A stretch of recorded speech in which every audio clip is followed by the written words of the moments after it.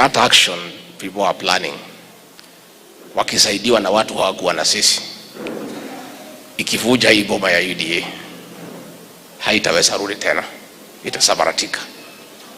Hapa kwetu Kikuyuni kuna msemo inasemanga usipoteze 4 ukifuata ngapi? 8. I want to ask my brother, my vice president William Ruto, to be cautious and do the right thing.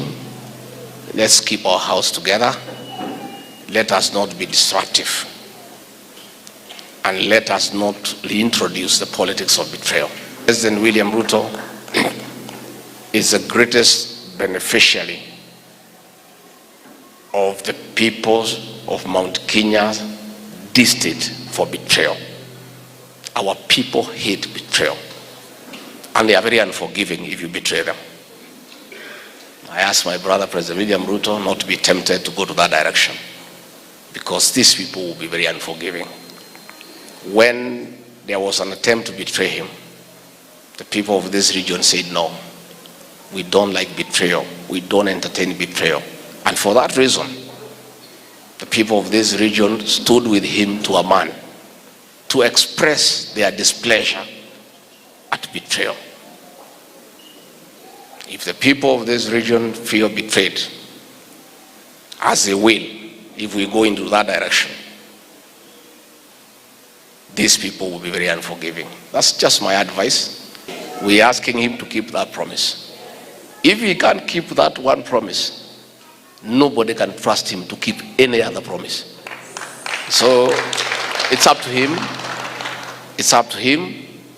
Sisi tuko pale, sisi ni watu wa Mungu. All right, and we'll be having more of that conversation in just a bit. However, some of the leaders who had accompanied Gachagua called on both the President, William Ruto, and ODM leader Raila Odinga to tame their allies and stop undermining the Deputy President. Na tukikuamini, tunakuamini na tunakupenda. Negwadwa ito. Lakini tunaogopa mtu ambaye anatusaliti. We hate betrayal. Rais, hata kama huna heshima na kura za Tharaka Nithi, hata kama huna heshima na kura za Murang'a, na kuomba nikiwa hapa Kiambu, hizo kura tulikupatia na kuomba zipatie heshima. Wachana na Rigathi wa Gachagua afanye kazi ile tulimpatia. Mimi ningesema ukipewa ama mtu akutendee mema, ni mzuri kubuka kujibu wema na wema. Na niseme kama huu mlima ungefunga macho na useme usikie sauti ya Uhuru Muigai Kenyatta, wale wako katika mamlaka hawangekuwa. Haiwezekani kwamba ni huku mlimani tu ambako kuna living governors. Nyinyi mlio hapa mmesikia ni wapi watu wengine wameimpeach governors isipokuwa huku kwetu? Kwani sisi tumerogwa na shetani gani? So Raila Amolo Odinga, tunakuomba tafadhali, just ask your forces, your team, your horses in parliament. That is not something that should even be considered. Uhuru Kenyatta alisimama hapo akasema nini? Akasema, I'm warning you, within 2 years mtakuwa mmeanza kulia. Sisi tukisema tuko na deni, tukaenda tukafanya nini? Saa hii Mr. President, umetusimamisha hapa mbele, tunaongea na wananchi, not about maendeleo. Wakitaka kuleta, you know, we have no power. Ikikuja bunge tutapambana nayo. Lakini kwa hiyo bunge pia inaletwa, tulisema lazima turudi kwa wananchi.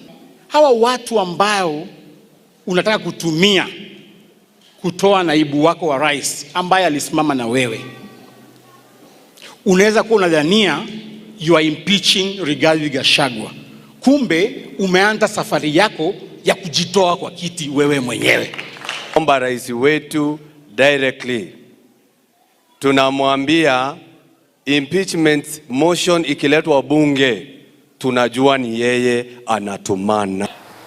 Now, Kimilili Member of Parliament Didmas Baraza has contradicted his colleagues in the Kenya Kwanza government who had denied that there was a plan to send the Deputy President Rigathi Gachagua home. saying by December, Gachagua will be history. The Kimilili Member of Parliament said members of Parliament were now bold enough and will make good their threat to send him home.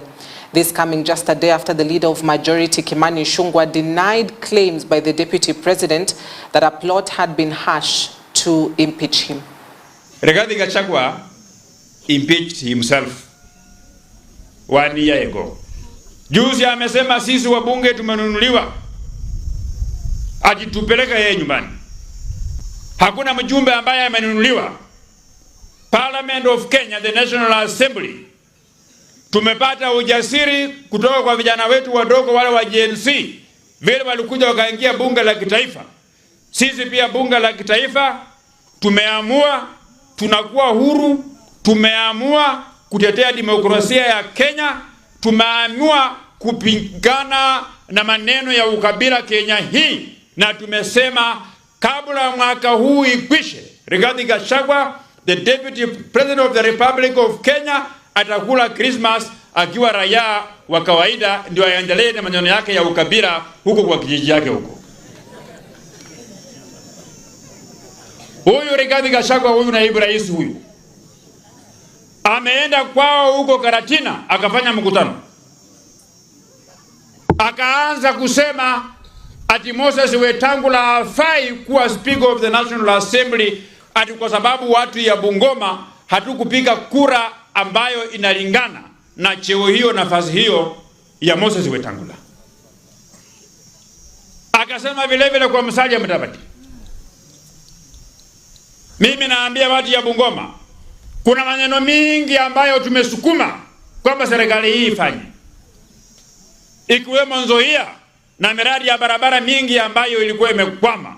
Mwenye alikuwa anazuia maendeleo hiyo ya Bungoma isikuja hapa ni Rigathi Gachagua, na sisi wabunge wa Bungoma tumeamua kuungana wabunge wengine Kenya kuhakikisha kwamba Rigathi Gachagua anakula Christmas kwa nyumba yake huko Karatina akiwa mwananchi wa kawaida. Hata chifu atakuwa na nguvu kuliko Rigathi Gachagua. Philosophy ya Rigathi Gachagua ati kama era yako haikupigia kura nyingi serikali hii, sasa wewe ati hauna akili ya kuendesha serikali hii. Hata wale watu kutoka Nyanza ambao tumeleta kwa serikali juzi, those are Kenyans who are qualified to serve our country as ministers. The fact that they come from a region that never voted for us, it doesn't mean that they are incompetent. As a leader of majority, I can tell you there has never been any impeachment motion against the Deputy President. That has been his creation, and those that he walks around with is a sympathy-seeking gimmick to try and incite people from the Mount Kenya region, and more so against members of parliament. If you keenly listened to him yesterday, he passed a veiled threat to the people of Kenya when he said that even an impeachment motion would cause political instability. Or rather, he framed it that it's about the stability of the nation, political stability of the nation. What he actually meant is that he is trying to threaten, should there be one, that there will be political instability. The kind of political instability, as I said yesterday on Twitter, that they instigated on the 25th of June, 2024. That is a threat, the veiled threat he intended to pass on to the people of Kenya, that he will cause political instability should there be an impeachment motion. But for the record, there has never been. I am yet to see one. I was last in Parliament on Tuesday, the whole day. There was no impeachment motion. No member of Parliament has ever proposed even to collect signatures. So it's only the Deputy President who has been speaking about his own impeachment. Probably he's calling for it. I do not know. He might be calling for it. Or he might be imagining that if it comes, he can incite one region of our country against Parliament and against members of Parliament, because that is a fear he has been trying to sell. That is why I said I have put my chest forward to defend the rights of all members of Parliament as their leader. because nobody, not the president, not the deputy president, should ever imagine that they can intimidate members of parliament from doing what they ought to do.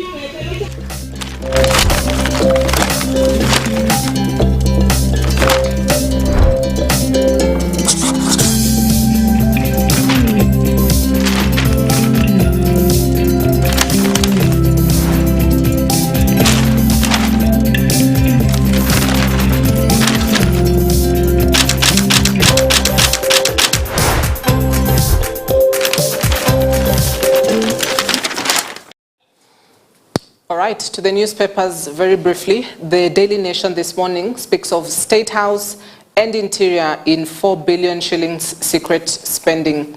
State House and Interior Ministry in 4 billion shillings secret spending. Now, the Constitution allows for spending outside the approved budget, which is under Article 223, and such spending is reserved for emergency situations such as abrupt but necessary functions and disasters, or where initially approved expenditure is insufficient. Now, Parliament's approval must be sought for the expenditure at most 2 months after the first withdrawal. So State House and the Interior Ministry spent nearly 4 billion shillings outside the budget in the financial year that ended June 30th, with little disclosure made for the extra cash. The requests totaling 6.5 billion was for quote-unquote national security and state functions and were made on the same day. However, the Controller of Budget, Margaret Nyakango, declined to clear the full amount. So that is the headline this morning on the Daily Nation that speaks of an expenditure to which the Interior Ministry and State House had requested for, but the COB, Controller of Budget, Margaret Nyakango, released just, I'd say, a percentage of that amount that had been requested, and this was requested on the same day, April 9th, for national security and state functions. So other ministries that spent outside the initial budgets also included the ICT Ministry, which spent 221 million shillings more, Energy Ministry spending 78 million shillings more, Agriculture 3.4 billion, East African Community 1 billion, Environment 2.02 billion, National Treasury 3.07 billion, Education Ministry 177.5 million shillings more, Trade Ministry at 54.4 million, and cooperatives at 600 million. The political rift between President William Ruto and his deputy Rigathi Gachagua has taken a fresh twist, with the DP warning him, or warning his boss, to stop any impeachment plans against him or face the consequences of such a move. Gachagua cautioned the head of state to tread carefully, saying Mount Kenya people hate betrayers. So that is something that we'll also be getting into the conversation on. Now, tough proposals by school principals to curb exam cheating, as the national exams are set to kick off in October.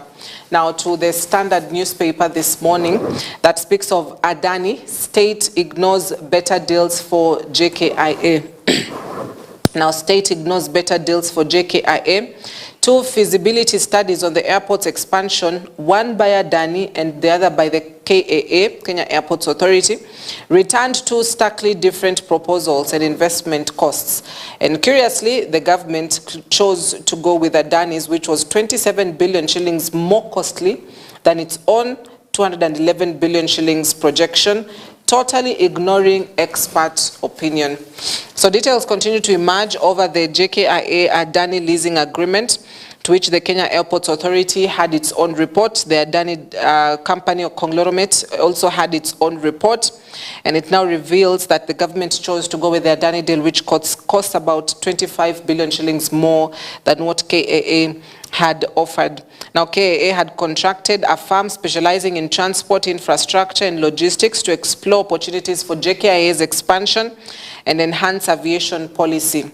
After ALG had submitted its report, the government body failed to follow a proper procedure or procurement procedure, disregarding other interested parties, and overlooked opportunities identified in the feasibility study in favor of Adani. So this is just a question of, was there a proper process that was undertaken in terms of the public-private partnership deal, or even an initiated partnership, to which the company has to initiate to have that proposal come in place to either, expand or oversee or manage any particular public institution. And so divergent points in visibility reports, that's between KAA's ALG and Adani. So basically there were two deals in place, but the government decided to go with the Adani deal, despite it being 25 billion shillings more expensive than what the Kenya Airports Authority had put up in place. Now, the amount basically in total investment amount, Adani was at 238 billion shillings, which equates to about $1.87 billion, and then 211 billion shillings for ALG to invest in the country. So obviously there are different, different, I'd say, options in terms of, the fees, the consultation, legislation, the financial structure of the deals, which are two very different things. Also, politics of betrayal as Gachagua fights back. Daggers are drawn following reports of an alleged impeachment motion being prepared against the DP, with Gachagua yesterday exciting his constituency with his own version. He further claimed politics to blame for underdevelopment. So that is something we'll also be having a conversation on. And then finally, to the Star newspaper, Deputy President survival option, says Kindiki's star shines. Rigathi needs support of at least 117 members of parliament and 13 senators to defeat impeachment motion. So impeachment is all a game of numbers, basically, because that, if it gets to that level, will be something that will be at the floor of the National Assembly as well as the floor of the Senate. So as the DP fights his survival, Kindiki, on the other hand, is shining bright, as he has been endorsed with various quarters, has been endorsed with members from Mount Kenya East, has been endorsed by elders from the Mount Kenya East as well. And so last Wednesday, 300 MCAs endorsed the Interior CS at a Murang'a meeting against Gachagua's 50, who staged a walkout. More than 2,000 elders of the influential Njuri Njeke Council in Meru and Embu's Ngome and Nyangi Ndiriri councils have also said Kindiki tosha. The CS backers want him to represent their interests in government. Now, as this happens, Kindiki has said little to nothing about this particular situation he finds himself in with the deputy president. So to survive an impeachment, should it materialize as touted, the DP needs the support of at least 117 members of parliament. That number will deny the impeachment plot as the required 233 threshold for the motion to sail through. At the Senate, with a threshold of 45 votes, Gachagua would need the support of at least 13 senators. So Gachagua allies have really, spoken much about this. For instance, Embakasi North MP James Gakuya says if the mountain had Uhuru Kenyatta, those in power today would not have been. Why cause us distress? Because of our grace and support. Even if you get new friends, don't forget those who you walked with. Now, Cleophas Malala, who interestingly has shown up for the first time since being ousted as the UDA party Secretary General, says don't punish Rigathi. He suffered. He was humiliated in front of his children because of William Ruto. As our father, don't be inhumane. Embakasi Central Member of Parliament Benjamin Gathiru says on this impeachment we have no power. We will try to contain it if it comes to Parliament. You, the President, have power. There is God in heaven, though. Nominated MP Triza Wanjiru says no MP can impeach the DP, only the President can. If it is what you have decided to do as Ruto, that it is okay. Murang'a Senator John Nyuto says President Ruto don't accept to be pushed to agree to remove Gachagua. Don't entertain that talk, as it will be detrimental to the stability of the country. So MPs are picking sides. That is something that you will see basically for the better part of this week or this month, politically speaking. So that is the headline on the Star newspaper this morning.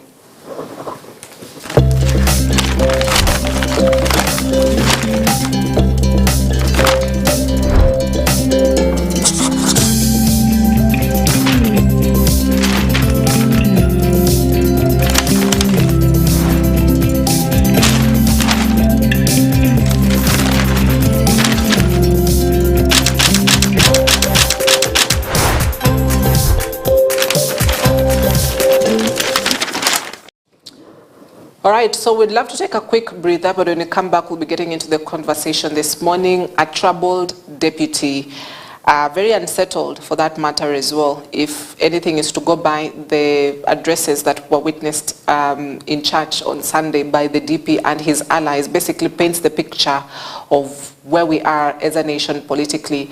And this comes on the backdrop of the Kenya Kwanza administration just completing 2 years in office. So what next for this particular administration? That conversation returns in just a bit. Stay with us, keep your feedback coming in.